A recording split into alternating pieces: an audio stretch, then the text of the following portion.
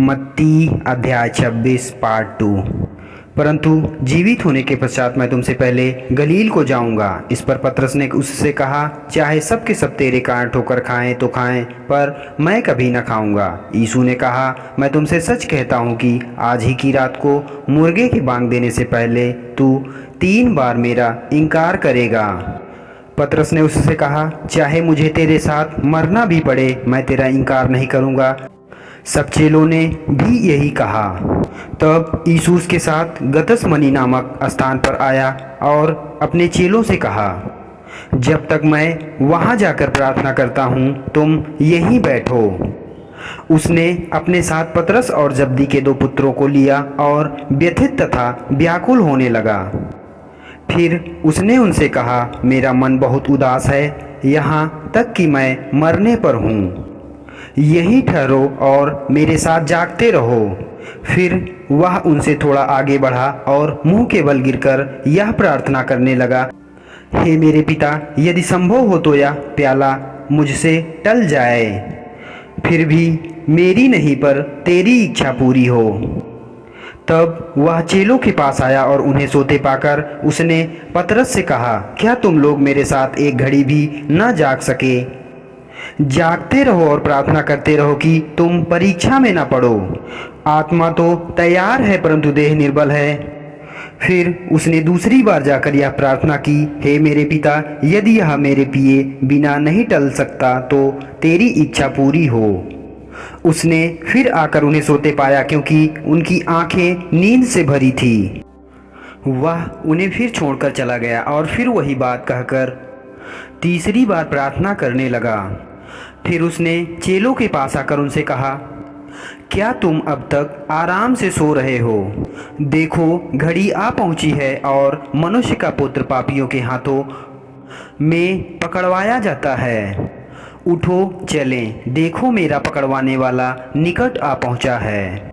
जब वह यह कह ही रहा था तो देखो, यहूदा जो 12 में से एक था आ गया और उसके साथ तलवारें और लाठियां लिए हुए एक बड़ी भीड़ थी, जिसे मुख्य याजकों और लोग के प्रचीनों ने भेजा था। पकड़वाने वाले ने उन्हें यह कहकर संकेत दिया था, जिसको मैं चूमूं वही है, उसे पकड़ लेना। वह तुरंत यीशु के पास आकर बोला, हे रब्बी, नमस्कार, और उसे चूमा। यीशु ने उससे कहा, मित्र, जिस काम के लिए तू आया है उसे कर। तब उन्होंने पास आकर यीशु को पकड़ा और गिरफ्तार किया। फिर देखो, यीशु के साथियों में से एक ने हाथ बढ़ाकर तलवार खींची और महायाजक के दास पर चलाई और उसका कान उड़ा दिया। तब यीशु ने उससे कहा, अपनी तलवार म्यान में रख, क्योंकि वे सब जो तलवार उठाते हैं तलवार से ही नाश किए जाएंगे। अथवा क्या तुम सोचते हो कि मैं अपने पिता से विनती नहीं कर सकता और वह तुरंत स्वर्गदूतों का 12 से अधिक सैन्य दल मेरे अधिकार में कर देगा? पवित्र शास्त्र का लेख कैसे पूरा होगा कि ऐसा ही होना अवश्य है। तब यीशु ने भीड़ से कहा, क्या तुम तलवार और लाठियां लिए मुझे पकड़ने आए हो, मानो मैं कोई डाकू हूँ? मैं प्रतिदिन मंदिर में बैठकर उपदेश दिया करता था और तुमने मुझे नहीं पकड़ा, परंतु यह सब इसलिए हुआ कि नबियों के लेख पूरे हों। तब सब चेले उसे छोड़कर भाग गए। जिन्होंने यीशु को पकड़ा था वे उसे महायाजक काइफा के पास ले गए, जहां शास्त्री और प्रचीन इकट्ठे थे।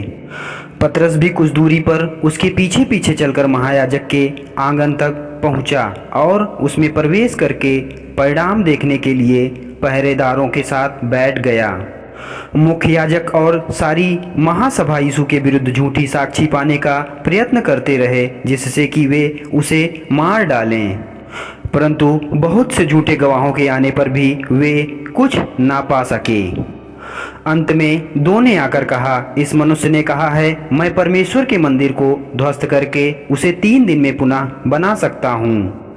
तब महायाजक ने खड़े होकर उससे कहा, क्या तू उत्तर नहीं देता? ये लोग तेरे विरुद्ध क्या साक्षी दे रहे हैं? परंतु यीशु चुप रहा। इस पर महायाजक ने उससे कहा, मैं जीवते परमेश्वर की शपथ देता हूँ कि यदि तू परमेश्वर का पुत्र मसीह है तो हमसे कह दे, यीशु ने उससे कहा, तूने स्वयं ही यह कह दिया, फिर भी मैं तुमसे कहता हूँ कि अब से तुम मनुष्य के पुत्र को सर्वशक्तिमान के दाहिने ओर बैठा हुआ और स्वर्ग के बादलों पर आता हुआ देखोगे। इस पर महायाजक अपने वस्त्र फाड़कर कहने लगा, इसने परमेश्वर की निंदा की है, अब हमें और गवाहों की क्या आवश्यकता है। देखो, तुम यह निंदा सुन चुके हो, अब तुम्हारा क्या विचार है। उन्होंने उत्तर दिया, वह मृत्युदंड के योग्य है। तब उन्होंने उसके मुंह पर थूका, उसे घूंसों से मारा और कुछ ने थप्पड़ मारकर कहा, हे मसीह, भविष्यवाणी करके हमें बता, किसने तुझे मारा।